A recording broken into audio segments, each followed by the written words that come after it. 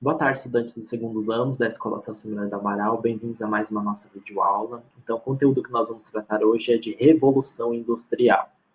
A Revolução Industrial ocorrida na Inglaterra integra o conjunto das revoluções burguesas do século XVIII, responsáveis pela crise do antigo regime na passagem do capitalismo comercial para o industrial. Os outros dois movimentos se acompanham a independência dos Estados Unidos e a Revolução Francesa, que, sob influência dos principais iluministas, assinalam a transição da Idade Moderna para a contemporânea. Então, pessoal, a Revolução Industrial vai ser um período chave na história não só da Europa e da Inglaterra, mas também do mundo, e vai dar início ao sistema capitalista que nós temos conhecimento nos dias de hoje. Como nós vimos, né, a Inglaterra, naquele período, ela já tinha passado pela Revolução Inglesa, que era o conteúdo que nós estávamos tratando, e ela já tinha o quê? Já tinha alcançado esse poderio marítimo e econômico e político também na Europa, que possibilitou esse processo de Revolução Industrial. Então, o processo de produção. Nessa evolução, a produção manual que antecede a industrial conheceu duas etapas bem definidas dentro do processo de desenvolvimento do capitalismo. O artesanato. O sistema de produção artesanal ele era executado por uma só pessoa, geralmente tipo, de uma mesma família e tudo mais, e essa pessoa ela dominava todas as etapas de produção. Ou seja, por exemplo, se uma pessoa fazia uma escultura de barro, por exemplo, ela ficava responsável por produzir a argila, o barro, por modelar ali, ó, e depois por vender, entende? Então, ela era dona de produção, ela comandava todas as etapas da produção. E nós vamos ter a manufatura. Foi a forma de produção que predominou ao longo da Idade Moderna. O artesanato foi desde a Baixa Idade Média, passando pelo Renascimento, até esse não havia, voltando aqui, ó, no artesanato, não havia divisão do trabalho e especialização. Como a gente vai ver, existia nas outras formas. Desculpe. Manufatura. Foi a forma de produção que predominou ao longo da Idade Moderna, resultando da ampliação do mercado consumidor com o desenvolvimento do comércio marítimo. Neste momento, já ocorre um aumento na produtividade do trabalho devido à divisão social da produção, onde cada trabalhador realizava uma etapa na confecção de um produto. Outra característica desse período foi a interferência do capitalista no processo produtivo, passando a comprar a matéria-prima e determinar o ritmo de produção, uma vez que controlava os principais mercados consumidores. Já a terceira etapa vai ser a maquinofatura. Na maquinofatura, o trabalhador estava submetido ao regime de funcionamento da máquina e à gerência direta do empresário. Foi nesta etapa que se consolidou a Revolução Industrial. A partir da máquina, fala-se numa primeira, numa segunda e até numa terceira Revolução Industrial. Então, a Revolução Industrial do século XVIII, que nós vamos tratar, é essa primeira aqui, ó, da maquinofatura. A primeira fase. A Revolução Industrial ficou limitada basicamente à Inglaterra, o primeiro país europeu a conhecer um rápido processo de industrialização, baseado na utilização do carvão e do ferro e na fabricação de tecidos com a utilização do tear mecânico.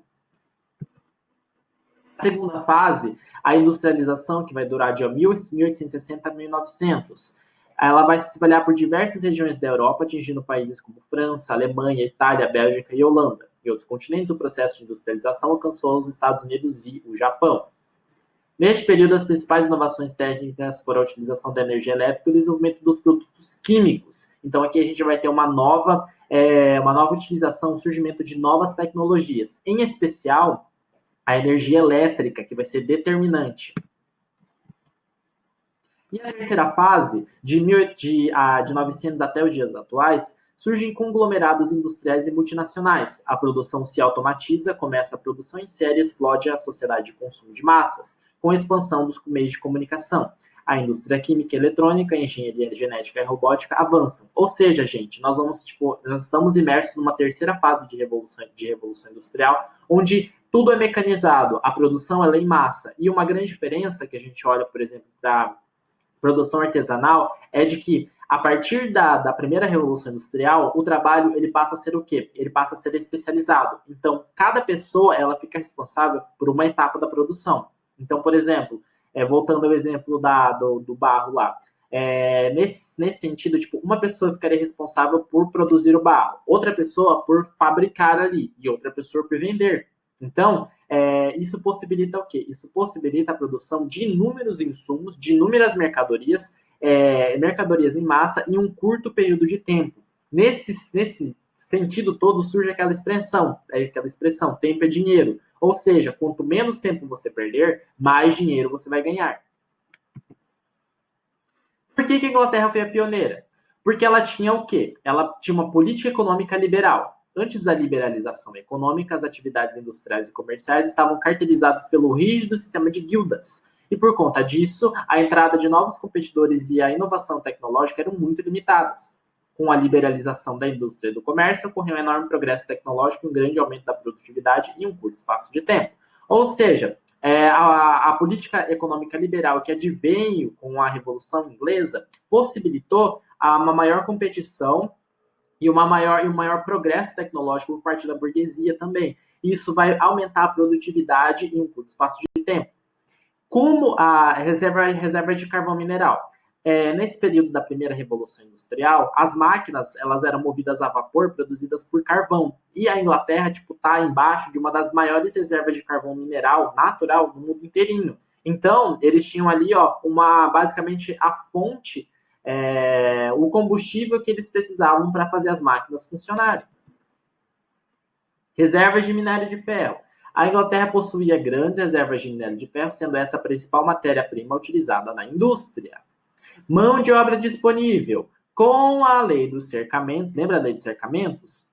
A Inglaterra foi responsável por um grande êxodo do campo e, consequentemente, pela disponibilidade de mão de obra abundante e barata nas cidades. Aquelas pessoas que viviam na miséria, sem casa, sem lar, elas eram o quê? Elas foram facilmente cooptadas para trabalhar nas fábricas. A acumulação de capital. A grande quantidade de capital acumulado durante a fase do mercantilismo, que era o quê? Que era aquele acúmulo de metais preciosos, permitiu que a burguesia inglesa tivesse recursos financeiros suficientes para financiar as fábricas, comprar matéria-prima e máquinas e contratar empregados. Liberalismo de Adam Smith. Adam Smith, gente, ele foi um grande pensador inglês e ele formulou essa teoria do liberalismo, que era basicamente o quê? Ela fazia oposição ao sistema do absolutismo e também ao intervencionismo e protecionismo caracterizado do antigo regime. O que quer dizer isso? No antigo regime, a intervenção do Estado na economia, ou seja, a imposição do rei, dos ministros de Estado e tudo mais, era muito maior, ela era muito mais abundante, e isso, segundo Adam Smith, era prejudicial, porque, segundo ele, o mercado se autorregulava, ou seja, o mercado tinha movimentação própria. Então, para ele, a presença do Estado, a mão grande do Estado na economia era extremamente prejudicial. Essa teoria do liberalismo, do Adam Smith, ela foi revolucionária e ela ecoa até os dias atuais.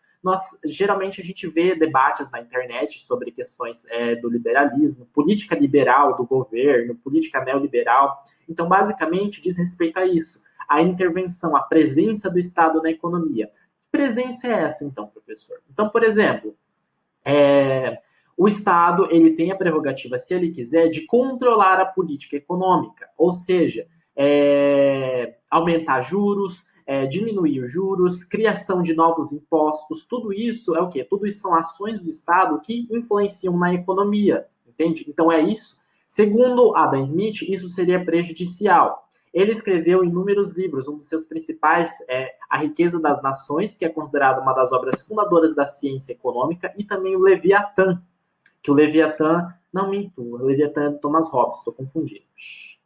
O egoísmo é útil para a sociedade. Segundo Smith, quando uma pessoa busca o melhor para si, toda a sociedade é beneficiada. Portanto, é correto afirmar que os capitalistas só pensam em seus lucros. Mas para lucrar, tem que contratar empregados e vender produtos bons e baratos, o que no fim é ótimo para os consumidores e para toda a sociedade. Então, segundo Adam Smith aqui, quando uma pessoa ela enriquece, o que acontece? Ela, segundo ele, ela vai levar todas as pessoas, um grupo de pessoas junto com elas, porque para produzir essa riqueza, ela vai precisar de trabalhadores, ela vai precisar de consumidores, os consumidores vão ser agraciados com as boas mercadorias. Então, segundo ele, quando uma pessoa cresce, toda a sociedade também cresce. O Estado deveria intervir o mínimo possível sobre a economia. Se as forças do mercado agissem livremente, a economia poderia crescer com vigor. Desse modo, cada empresário faria o que bem entendesse com seu capital, sem ter de obedecer a nenhum regulamento criado pelo governo. Aqui ele fala de que a frase icônica dele é: a mão invisível do mercado se autorregula. Ou seja, de que o mercado, tipo, essa instituição invisível que nós temos, muito comumente a gente ouve falar, ele o quê? Ele se autocontrola. Então, por exemplo, se há aumento de preços, um aumento de preços abusivo, significa o quê? Significa que tipo, a procura está muito grande, a procura das pessoas, a demanda, porém os produtos estão escassos, então é preciso mais mercadorias. É uma teoria muito complexa da gente entender, mas vale muito a pena a gente compreender, porque a gente consegue compreender todo o debate econômico e social político também que é vigente nos dias atuais no Brasil. O debate sobre mais ou menos Estado, entende? Então, as ideias revolucionárias do Adam Smith, elas tiveram também uma enorme influência nesse período aqui, por conta da Revolução Industrial. E aí a gente vai ter inúmeros avanços da maquinofatura, a máquina de fiar. Isso daqui não é tão importante a gente ver. As próximas. Máquina a vapor, 1768. Tear hidráulico. Aqui é o tear mecânico. Locomotiva a vapor em 1814. Uma das primeiras locomotivas foi construída na década de 40 do século XIX. Crescimento da indústria inglesa, consumo de algodão e lã brutos na Inglaterra. Aqui a gente tem um gráficozinho. Então a gente vê ali, que a lã ali, tipo, saltou bonitinho ali, né? Produção de ferro. Controle de produção. O uso da energia elétrica e do petróleo, graças à maior potência e eficácia das fontes de energia, permitiu a intensificação e diversificação do desenvolvimento tecnológico. A busca dos maiores lucros em relação aos investimentos feitos levou a especialização do trabalho ao extremo. Fordismo. O que era o Fordismo? Esse método foi testado e implantado na indústria automobilística Ford. As esteiras levavam o chassi do carro a percorrer por toda a fábrica.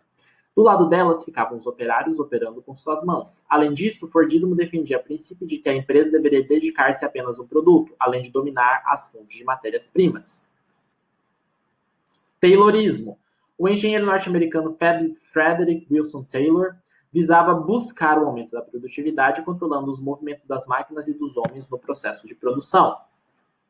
O Fordismo e o Taylorismo propiciaram o surgimento de grandes indústrias e a geração de uma grande concentração de capital, dando origem aos holdings, trustes e cartéis. O que é um holding? Correspondem às grandes empresas financeiras que controlam vastos complexos industriais a partir da posse da maior parte de suas ações. Então, os holdings, basicamente, eles controlam por trás essas empresas a partir do quê? Da posse das ações. Porém, as empresas, elas ainda, tipo, ficam com uma autonomia, assim, digamos assim, mascarada. Porque, na verdade, quem vai mandar vão ser essas grandes empresas. Os trustes. Grandes companhias que absorvem seus concorrentes ou estabelecem acordos entre si, monopolizando a produção de certas mercadorias, determinando seus preços e dominando o mercado. Consiste, portanto, num domínio vertical da produção. Digamos assim que um exemplo de truste, por exemplo, seria a Coca-Cola. Se vocês forem ver, em vários produtos, por exemplo, a Fanta, aquele bebida Capo, vários produtos de água mineral, aquela água 2O, se eu não me engano, a Sprite também, todos esses são o quê? São produtos da Coca-Cola. Entende? Então a Coca-Cola fez o quê? Ela foi comprando todas essas empresas que teoricamente seriam seus concorrentes, mas ela tipo o quê? Manteve a marca delas, entende? Então a Coca-Cola comprou, ela absorveu todas essas empresas que seriam seus concorrentes, aumentou seus lucros, porém manteve o quê? Manteve o nome, as marcas desses produtos, de forma a não desgastar a sua própria marca, entenderam? Então, por exemplo, imagina só se tipo, a Coca-Cola passasse a divulgar, tipo, excluísse a marca Capo, por exemplo, daqueles suquinhos, e tipo, lançasse no lugar um novo produto, né, tipo, o mesmo produto, na verdade, o mesmo suco, só que com tipo, o emblema da Coca-Cola. Isso demonstraria o quê? Isso forçaria um desgaste maior em relação à marca da Coca-Cola em si, porque ficaria evidente a dominação da Coca no mercado de refrigerantes, entende? Então, o que ela fez o quê? Ela basicamente comprou essas marcas, manteve elas sob seu controle, porém sob suas próprias marcas. sob suas próprias identidades visuais, de modo que não ficasse o quê? Tão explícita essa dominação da Coca-Cola no mercado de refrigerantes.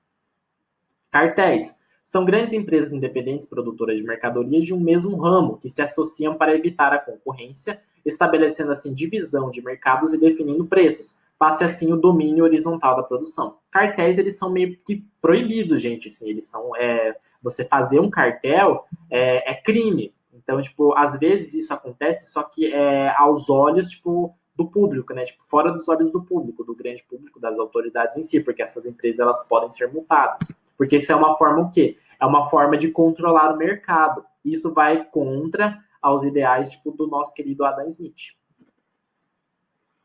Desdobramentos da Revolução Industrial para a sociedade. Ela vai alterar profundamente as condições de vida do trabalhador braçal. Provocou inicialmente o intenso deslocamento da população rural para as cidades com enormes concentrações urbanas.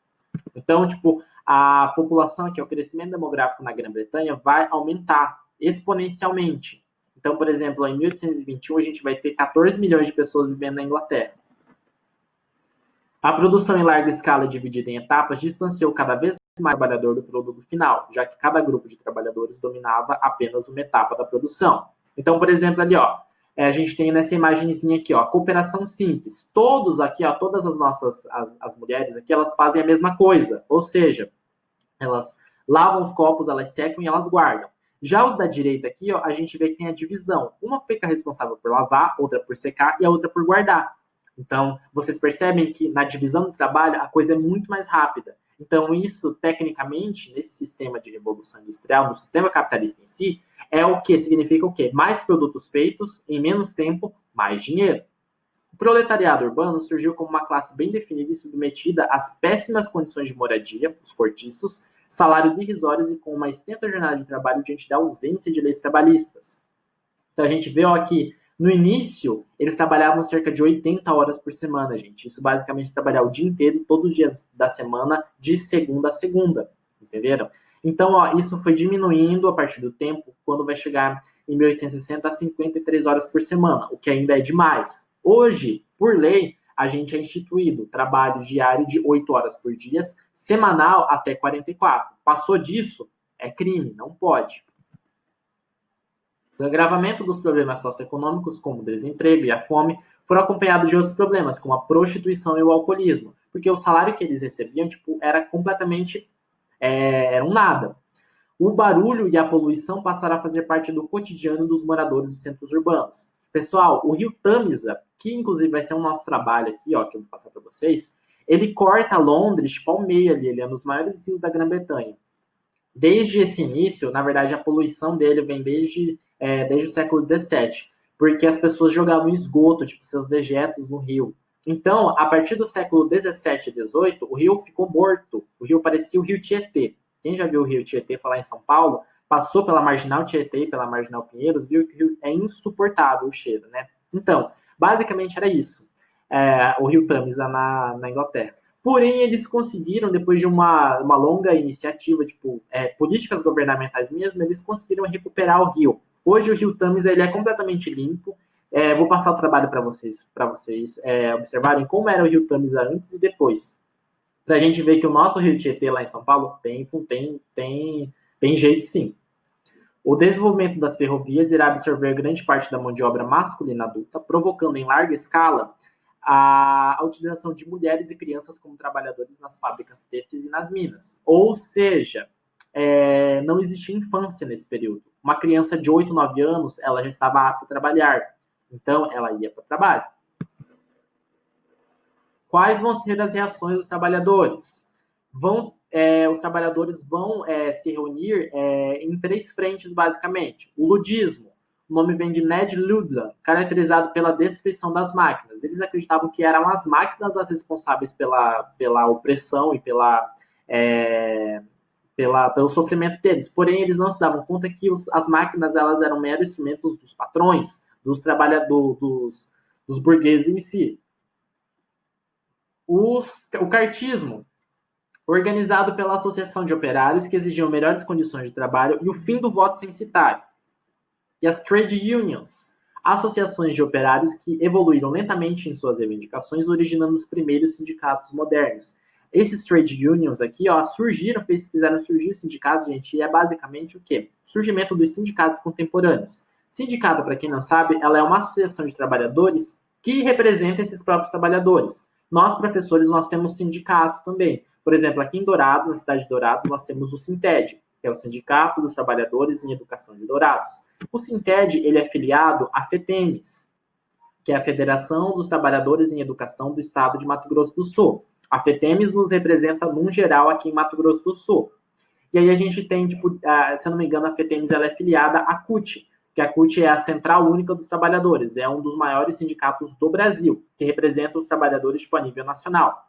Então, isso daqui vai surgir a partir desse período como uma forma de resistência dos trabalhadores e para reivindicar melhores condições de trabalho, melhores salários. Então, aos poucos vão ser conseguidos alguns direitos, como, por exemplo, a instituição de um salário mínimo, a instituição de 8 horas de trabalho diárias, férias remuneradas, 13º salário, dentre vários outros. Então, gente, nessa leva aqui ó, de contestações e reivindicações aqui, ó, das opressões que a Revolução Industrial teve, que o capitalismo em si propiciou, a gente tem o quê? A gente tem o embate entre o pensamento liberal e o pensamento marxista, e é o que nós vamos ver agora. Smith acreditava que o crescimento de uma nação depende do trabalho humano, ou seja, lembra naquela ideia de que quando uma pessoa ela enriquece, tipo, a sociedade inteira enriquece. Porém, um alemão chamado Karl Marx, procurava dar sentido ao pensamento de Adam e descobriu que tudo resulta dos meios de produção e do esforço humano. O que isso quer dizer? Quer dizer de que o responsável pela produção da riqueza daquele carinha rico lá é o trabalhador. É o cara lá que vai meter a mão na massa. E também os meios de produção. O que são esses meios de produção? São os mecanismos que possibilitam ao trabalhador fazer o seu trabalho. Então, por exemplo, um cara que roça um lote lá. Qual que vai ser o meio de produção dele? A enxada, entende? E o trabalho dele é roçar lotes, entenderam? Então, esse meio de produção pode ser do trabalhador ou não. No capitalismo em si, o meio de produção não pertence ao trabalhador, pertence ao patrão. O trabalhador, ele vende sua força de trabalho a partir do meio de produção e recebe um salário por isso. Entendeu? Então, essa é a base do sistema capitalista atual que vai ter origem na Revolução Industrial. A ampliação de capital acontece através da mais-valia. O que é isso? O produtor oferece mão de obra ao capitalista e produz um produto, uma parte desse produto vai para o produtor em forma de salário, a outra parte vai para o capitalista em forma de mais-valia.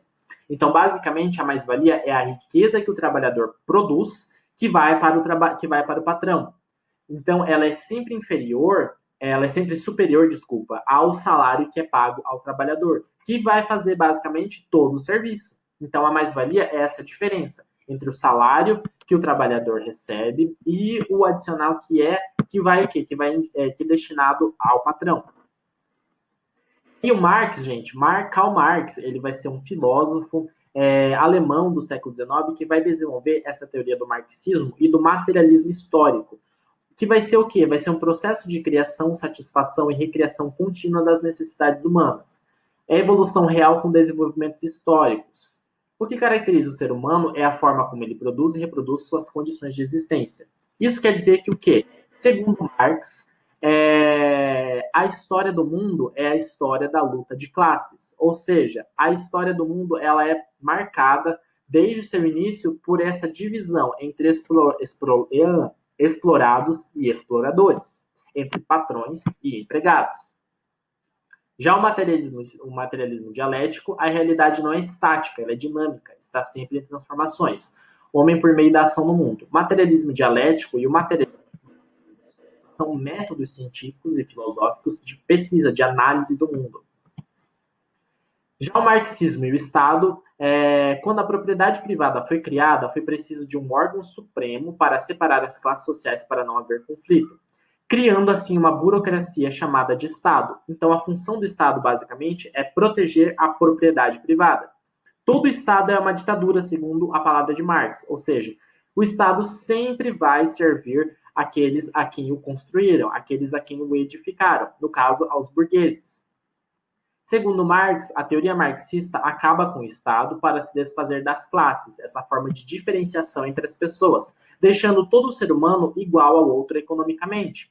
Então, segundo Marx, o Estado é tipo o mal maior, o mal a ser combatido, porque o Estado é aquele que mantém todas as estruturas de desigualdade funcionando.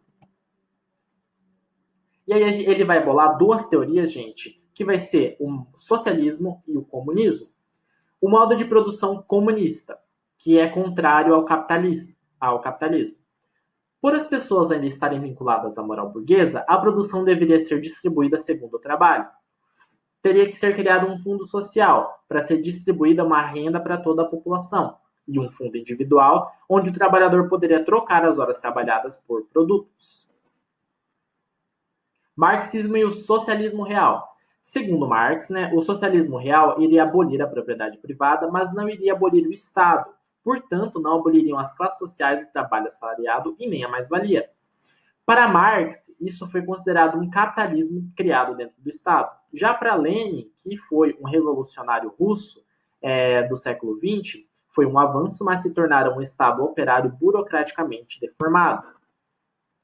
Pessoal, o socialismo em si ele vai surgir como uma alternativa ao capitalismo nesse momento e também ao liberalismo, como uma forma tipo do quê? De que Marx pensou para suprir, para reprimir essa exploração por meio dos trabalhadores, entende? Então, gente, basicamente, o socialismo e o comunismo em si, o socialismo ele é, digamos, a teoria política e social, de igualdade, de extinção das classes sociais e de distribuição e igualdade de renda. O comunismo já é a alternativa em si ao capitalismo, ou seja, ele é o modo de produção em si, o modo de produção comunista, onde, numa sociedade comunista ideal, segundo Marx, o Estado, que é aquele organismo que mantém as estruturas sociais desiguais do capitalismo, ele seria abolido, junto com ele as classes sociais. Entende? Então, tudo isso daqui, gente, todo esse bolo, a gente vai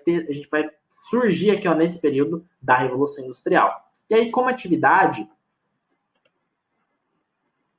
a gente tem a primeira pesquisa sobre a poluição do rio Tâmisa, símbolo da degradação ambiental da Revolução Industrial na Inglaterra e como ele foi recuperado, aquilo que eu já falei.